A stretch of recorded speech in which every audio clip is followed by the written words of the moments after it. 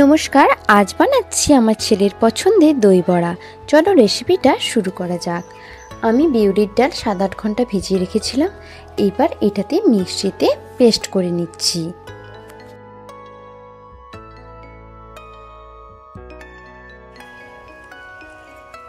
এইবার এই বেটে রাখা ব্যাটারের ওপর দিয়ে দিচ্ছি পানমৌরি, গোটা জিরে আর লবণ। এগুলো দিয়ে ভালো করে ফেটিয়ে নেব।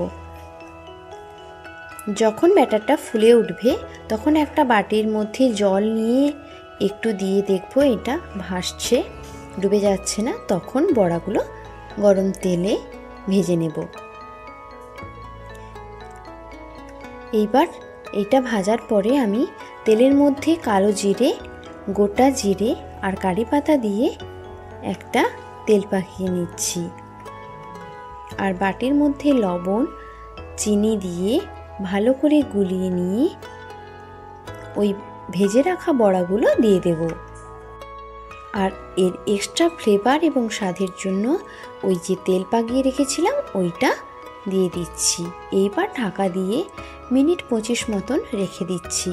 আর এই দিকে বানিয়ে নিচ্ছি চাটনি। কাঁচা লঙ্কা, রসুন, আদা আর ধনেপাতা দিয়ে একটা পেস্ট বানিয়ে নিচ্ছি। আর তার উপর দিয়ে দিচ্ছি পাতিলেবুর রস, লবণ আর চিনি।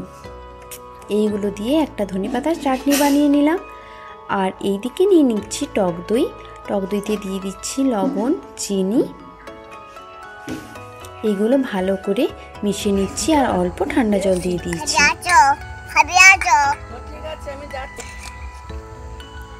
বাবা বলে দাও, বলে দাও সবাই সাবস্ক্রাইব করবে। সাবস্ক্রাইব বলে দাও, লাইক করবে।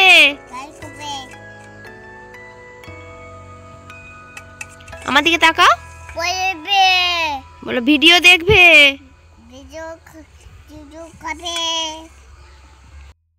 আমি আর একটা চাটনি বানিয়ে নিচ্ছি। কড়াইতে চিনি দিয়ে দিচ্ছি। এই চিনিটা গলে গেলে এবার তেঁতুলের জল দিয়ে দিচ্ছি। চিনিটা আগে কড়াইতে দিয়ে এইভাবে গলিয়ে নিলে কালারটা ভালো আসে। এবার লাল লঙ্কার গুঁড়ো, বিট লবণ আর এমনি খাওয়ার লবণ দিয়ে ভালো করে ফুটিয়ে ফুটিয়ে একটা আঠালো ব্যাপার যখন চলে আসলো তখন আমার চাটনিটা রেডি হয়ে গেল। এইবার ওই তৈরি করে রাখা দইয়ের উপর আমি যে বড়াগুলোকে জলে ভিজিয়ে রেখেছিলাম ওইগুলোকে নিয়ে জলটাকে ছেঁকে ছেঁকে চেপে চেপে দইয়ের মধ্যে দিয়ে দিচ্ছি। তোমরা চাইলে এই দইয়ের মধ্যে দিয়ে 1 ঘন্টা পর্যন্ত রাখতে পারো। আমি যেহেতু সঙ্গে সঙ্গে দেখাবো তাই 10-15 মিনিট রাখার পরে তোমাদেরকে সার্ভ করে দেখাচ্ছি।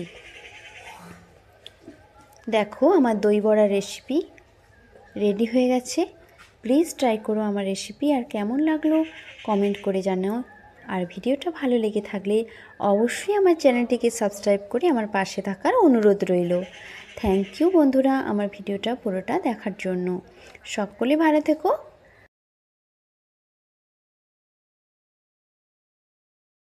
এইবার ওপর থেকে ধনেপাতার চাটনি আর তেঁতুলের চাটনি দিয়েই ঝুরি ভাজা দিয়ে সার্ভ করব আমার দই বড়া রেসিপি।